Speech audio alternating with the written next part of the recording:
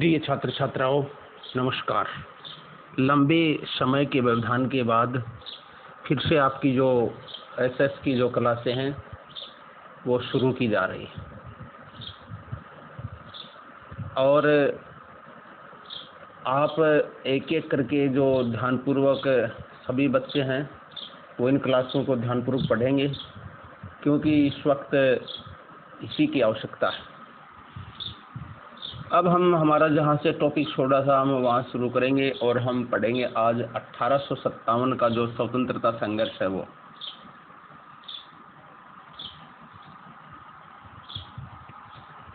1857 का स्वतंत्रता संघर्ष, इसी के बारे में पढ़ेंगे बच्चों हम। ये हमारा जो टॉपिक होगा शुरुआत का लंबे व्यवधान के बाद।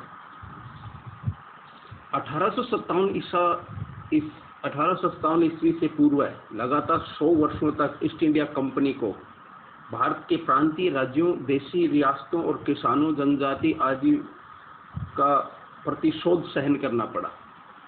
लेकिन 1857 ईस्वी में अंग्रेजों को पहली बार भारतीयों के संगठित विरोध का सामना करना पड़ा। लेकिन अंग्रेजों ने कूटनीति और आपसी फूट का लाभ उठाकर इस प्रतिरोध को विफल कर दिया, परंतु उनको अपनी नीति में परिवर्तन करने के लिए मजबूर होना पड़ा। तो 1857 की क्रांति का जो स्वरूप है उसके बारे में पढ़ेंगे। अब स्वतंत्रता संघर्ष का स्वरूप, 1857 की जो क्रांति है बच्चों, उसे भारतीयों ने स्वतंत्रता संघर्ष कहा है। इस प्रथम स्वाधीनता संघर्ष के स्वरूप के बारे में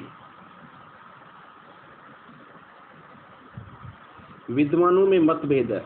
जहां अंग्रेजों और यूरोपीय इतिहासकार इसे सिपाही विद्रोह कहते हैं या सामंती प्रतिक्रिया अथवा मुस्लिम षड्यंत्र का परिणाम बताते हैं, वहीं भारतीय इतिहासकार और विद्वानों का मानना है कि यह सैनिक असंतोष से प्रारंभ होकर शीघ्र ही इस संघर्ष ने पहले जन विद्रोह के रूप में व्यापकता प्राप्त की।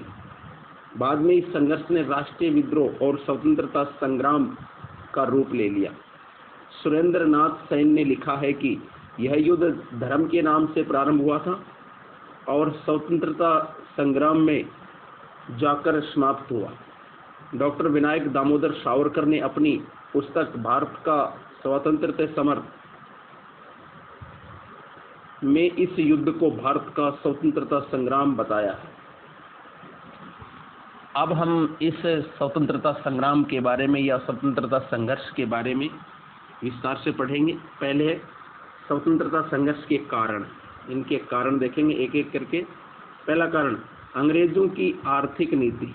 बच्चों, अंग्रेजों ने हमारे देश पर बहुत अधिक अत्याचार कर दिए। उन्होंने अनाप शनाप बहुत सारे कर लगा दिए और उनसे किसान क्या था कि बुरी तरह से दुखी हो गया। उसे उस समय लाग बाग बोलते हैं। बहुत सारी लाग बाग का तो होता है अतिरिक्त कर, एक्स्ट्रा टैक्स, बहुत सारे बढ़ा दी, जिससे बहुत जनता दुखी हो गई, किसान दुखी हो गई और आखिर में विद्रोह करना पड़ा। लाल डलहौजी की हड़प नीति, शासन को हड़पने की जो लाल डलहौजी की नीति थी, उससे भी देसी राजा थे बहुत सारे दुखी हो गए और आखिर में उनको संघर्ष का रास्ता अपनाना पड़ा। अंग्रेजों के खिलाफ आवाज उठानी पड़ी।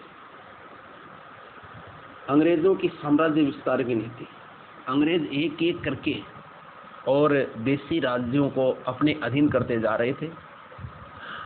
गोद निषेध की नीति आदि के कारण उन्होंने बहुत सारे राज्यों को अपने अधीन कर लिया।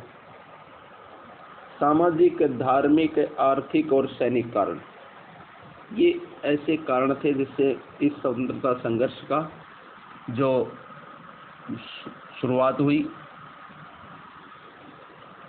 स्वतंत्रता संघर्ष का प्रारंभ एवं विस्तार, स्वतंत्रता संघर्ष का प्रारंभ एवं विस्तार, ये मैं आपको कल पढ़ाऊंगा। ध्यानपूर्वक पढ़िए, थोड़ा पढ़िए लेकिन ध्यानपूर्वक पढ़िए। जय हिंद, जय भारत।